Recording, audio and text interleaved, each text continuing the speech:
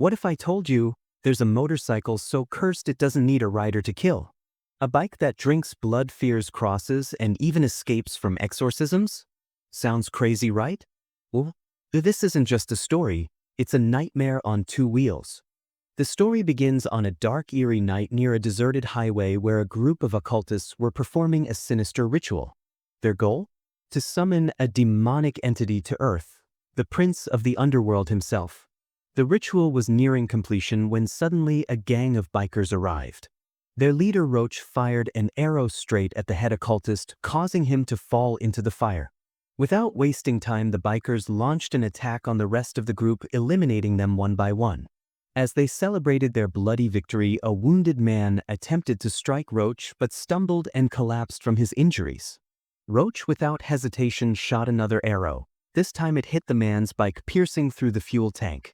Unbothered, Roach and his gang rode off, unaware that dark forces had revived the fallen occultist. But now he was no longer the same man. Something far more terrifying had taken over. Rising to his feet, the sorcerer saw the corpses of his comrades scattered around. He walked to the bike that had been struck, opened its tank, and poured his blood inside. His human body collapsed, but his essence, along with demonic power, now lived within the motorcycle. The next day, a delivery guy named Noddy walked into a second-hand bike shop looking to buy a ride. The shopkeeper quoted $500 for a particular bike, but Noddy, noticing the hole in its fuel tank, negotiated it down to $100. He promised to return later that evening to pick it up, unaware that this very bike would soon bring chaos into his life. Later that day at work, Noddy met up with his girlfriend Kim, who worked with him. He told her about the bike but lied about the price, saying it was $600 to avoid any drama. He also promised to meet her that evening after picking it up. True to his word, Noddy and his friend Buzzer arrived at the shop in a van to collect the bike. Noddy went inside to call Kim, and in the meantime Buzzer secretly stole the bike's fuel cap. When Noddy and Kim came back out, Buzzer acted as if nothing had happened. They took the bike home and moved it into the garage, where Noddy tried hard to start it but failed. Seeing this, Buzzer decided to try fixing it himself, but during the attempt he accidentally injured his hand and a few drops of blood fell onto the engine. The next morning, Noddy and Kim left the bike in the garage and headed to work. But just before leaving, they noticed something odd. The fuel cap, which was missing before, was now mysteriously back in place. Sometime later, Kim got a call from the police. They informed her that something terrible had happened at her house the previous night involving Buzzer. Noddy rushed over, only to be told by neighbors that a mysterious man had broken in and killed Buzzer before fleeing. Inside the house, there were blood splatters and tire marks all over the floor. Officer Cleaver, who was leading the investigation, showed Noddy his friend's lifeless body, decapitated. After asking a few questions, Cleaver let Noddy leave, allowing him to escape both the blood-soaked crime scene and Cleaver's garlic-laced breath. Back at home, Noddy went straight to the garage and resumed working on the bike. After hours of effort, he even managed to replace the fuel tank. Meanwhile, Kim was still shaken by the news of Buzzer's brutal death. But Noddy didn't seem too affected. He casually went inside to grab his helmet. While Kim waited for him in the garage admiring the new bike, she had no idea that the bike was watching her too. A few moments later, Noddy came back with his helmet, visibly excited to take his new ride out for a spin. Without wasting a second, he hopped on and zoomed off onto the road. As soon as he began enjoying the ride, the same biker gang from before suddenly appeared. The bike immediately recognized them, and without warning it began attacking each of the bikers one by one. Noddy was completely confused, unable to make sense of what was happening. Things got even worse when the bikers started yelling that they would get revenge on him no matter what. Despite the chaos, Noddy somehow kept his cool and returned home. But not long after, Inspector Cleaver came knocking again. There were still questions left unanswered. After asking a few more things, Cleaver handed Noddy a package containing Buzzer's belongings. But when Noddy peeked inside the envelope, he screamed in horror. Inside was Buzzer's severed head. And just then, Noddy woke up, realizing it had all been a nightmare. The next day, Noddy and Kim got ready to attend Buzzer's funeral. But just as they were about to leave, Noddy panicked. His new bike was nowhere to be seen. He had left it outside the house, but it was gone. Kim, however, spotted it parked calmly inside the garage and told him he was being silly and forgetful again. When Nada tried to start the bike, it simply refused to move into the sunlight. They had no choice but to take another bike instead. At the funeral, Noddy noticed the same biker gang in the crowd causing trouble. Luckily, none of them recognized him. After returning home, Noddy again started tinkering with his bike, and after a while it finally roared to life. What he didn't realize was that it only came alive because the sun had already gone down.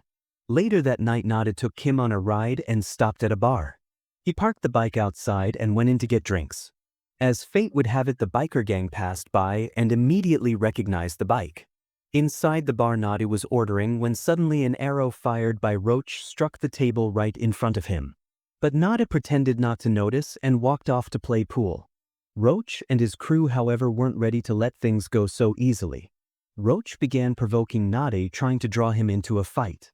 When words didn't work, Roach's companion Cooper approached Kim and started harassing her. When she told him to back off, he slammed his hand on the pool table in anger. That was all it took for Noddy to snap. He attacked Cooper without hesitation. Chaos broke loose. Roach and the others jumped in, and Noddy and Kim struggled to fend them off. Amid the brawl, they stumbled into another room filled with various weapons. Seeing the weapons, Roach grabbed a sword and charged at Noddy. Left with no choice, Noddy picked up a sword himself. In the heat of battle, Noddy managed to. Kim didn't waste time. She ran out to the garage and tried starting the bike while Noddy bolted upstairs to escape the gang. But the bikers weren't going to give up that easily. Noddy had no choice but to fight them off using a sword. After a fierce struggle, he managed to shove them down the staircase, then jumped out of a window. As soon as he landed outside, an arrow fired by Roach struck him in the arm. Despite the injury, he dragged himself to the bike where Kim was waiting. He climbed on behind her and they sped off into the night. A while later, they decided to stop at a small diner to grab a bite to eat. While Noddy went inside to order food, Kim stayed with the bike outside. As Noddy was placing the order, Kim called out and asked him to add some extra garlic to the dish. The moment the bike heard the word garlic, it became furious. Without warning, it revved up on its own and took off, Kim still sitting on it. She tried everything to stop it, pulling the brakes, steering it, but nothing worked. The bike took her into a dark alley and suddenly threw her off. Just as it was about to attack her, it noticed the small Jesus cross hanging around her neck. The sight of it made the bike freeze. With a sharp screech, it turned and sped off, leaving Kim shaken but alive. Still hungry for blood, the cursed bike returned to the bar where the remaining members of the biker gang were hanging out. Roach suddenly heard a strange noise outside and told Cooper to go check. Cooper stepped outside and saw his own destroyed bike lying there. Enraged, he climbed onto the demonic bike, determined to hunt down whoever did this. But as he rode off, he realized something was wrong. The bike was controlling itself. When he tried to steer, it resisted, and then sharp metal spikes emerged, slicing into his body. He screamed in agony, but the bike wasn't done. It flung Cooper into a steel railing with such force that he died instantly. The other bikers rushed outside only to be met with the same fate. The cursed bike chased them down and wiped out each one of them, leaving only Roach alive. When Roach looked behind him, he found himself completely alone, except for the haunted bike now standing silently in the distance. Terrified, he launched one last arrow which pierced the bike's headlight. But the bike didn't stop. It charged at him with blades and spikes tearing into him. There was no escape. But suddenly, just before finishing, Roach off the bike caught sight of a road sign bearing a symbol resembling a Jesus cross. The holy sign made it stop in its tracks. It slowly turned away and disappeared into the night. Meanwhile, Noddy had made it back home, but he had no idea where Kim or the bike had gone. A few moments later, he got a phone call. The voice on the other end told him Kim had been admitted to a hospital. Without delay, Noddy rushed to the hospital. Unbeknownst to him, Roach had also gone to the hospital to get treated, unaware that the police were already investigating the brutal murders of his gang members, all found decapitated. Inspector Cleaver soon arrived at the hospital and placed Roach under arrest for questioning. Moments later, Noddy finally reached Kim's hospital room. She was badly shaken, trembling with fear. She told her boyfriend about what the bike had done. Kim tried her best to convince Noddy of the truth, but he simply refused to believe her. He assumed she was just too scared and imagining things. He reassured her, saying, "You're just paranoid, Kim. It's nothing. You'll be fine." Meanwhile, Inspector Cleaver was still interrogating Roach. He too didn't believe the story that a single bike had managed to murder so many people. But the terrifying truth was that a cursed bike was indeed roaming the city at night. Later that evening, the bike stopped to rest in a designated parking zone. A female police officer approached it to issue a parking ticket.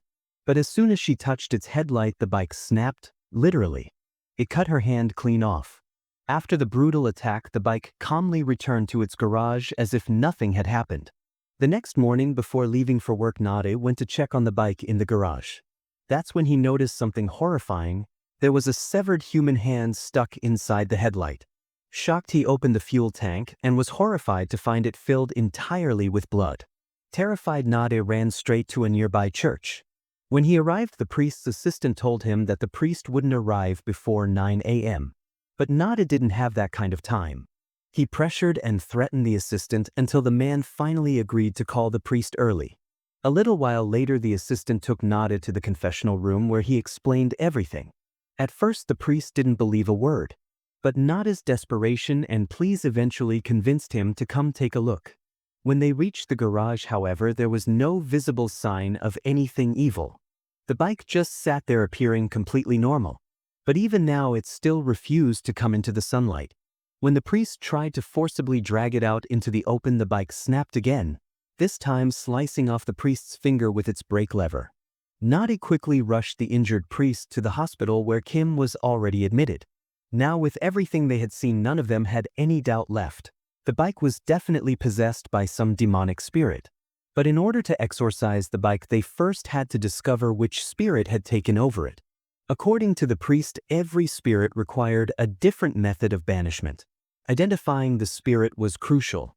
To do that, the priest needed Noddy's help. But before leaving the hospital, he gave Kim a wooden cross and surrounded her with a garland of garlic to protect her from further attacks. Only then did Noddy and the priest return to the church to gather all the sacred items they'd need for the ritual. They had to perform the exorcism before sundown since sunlight would weaken the bike's powers. But the cursed bike had already sensed their plan. As a result, it sabotaged Noddy's motorcycle while they were on the way. With no other option, the two were forced to take a bus, which caused a major delay. By the time they reached the garage, the sun had already gone down. Still, the priest insisted on beginning the ritual. As soon as he started chanting holy verses, the bike didn't react at first. But moments later, the atmosphere began to shift. Violent winds began swirling inside the garage, summoned by the bike's dark power.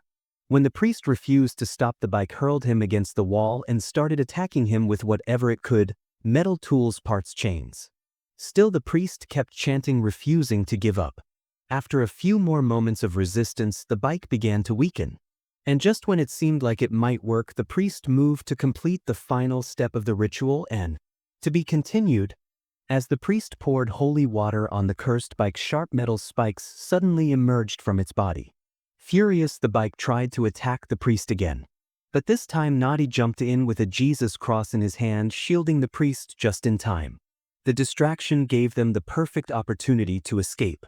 As soon as they made it out of the garage, the priest ran straight to the police station while Noddy stayed behind, trying to hold the bike off. But he knew deep down that he couldn't stop the bike for long. Soon realizing he was outmatched, Noddy fled too. On the way, he stole a police officer's motorcycle because the cursed bike was still chasing him relentlessly. During this escape, two officers spotted him and began chasing him, assuming he was the criminal. Meanwhile, the cursed bike cleverly avoided the police and sped off toward the hospital, the very same hospital where Kim was admitted. Back at the hospital, a cleaning nurse unknowingly removed all the garlic garlands from Kim's room and even took off the Jesus locket from around her neck. A few minutes later, Kim heard a familiar engine sound from outside. Panic set in instantly. Just then, a nurse entered her room with food.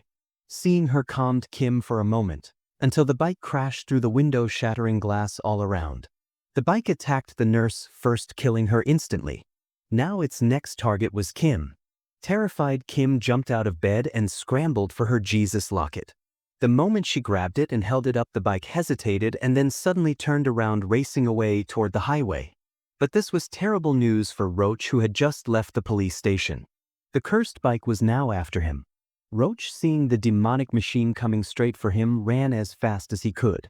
But he accidentally collided with a car, went flying through a window, and crashed into a coffin inside a nearby funeral home.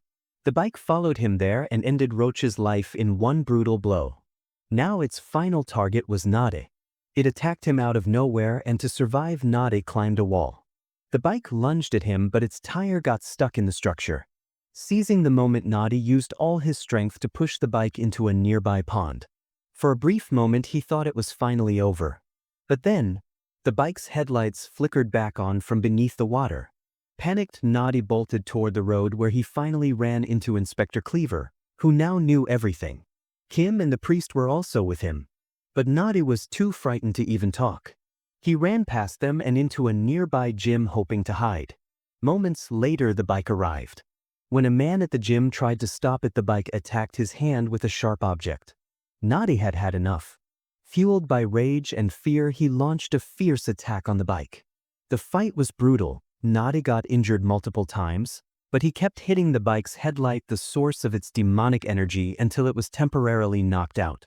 The spirit inside the bike seemed unconscious. Just then, Inspector Cleaver, Kim, and the priest arrived and saw the bike lying motionless on the floor. They believed the nightmare was finally over. But seconds later, the bike roared back to life and lunged at Inspector Cleaver. Unfortunately for the cursed bike, Cleaver had a lifelong addiction to garlic. As the bike got close, Cleaver exhaled a heavy breath, garlic-filled and intense, right in its face. The reaction was immediate. The bike screeched and backed away in horror. Right then, the bike turned its focus back to Noddy and to be continued. Just when the cursed bike was about to finish off Noddy, he accidentally turned on the UV lights in the room. The moment the lights came on, the bike dropped to the ground, writhing in pain. But even then, it was still trying to get back up. To stop it for good, Inspector Cleaver ran to it and started breathing heavily on it, once again hitting it with his garlic-infused breath.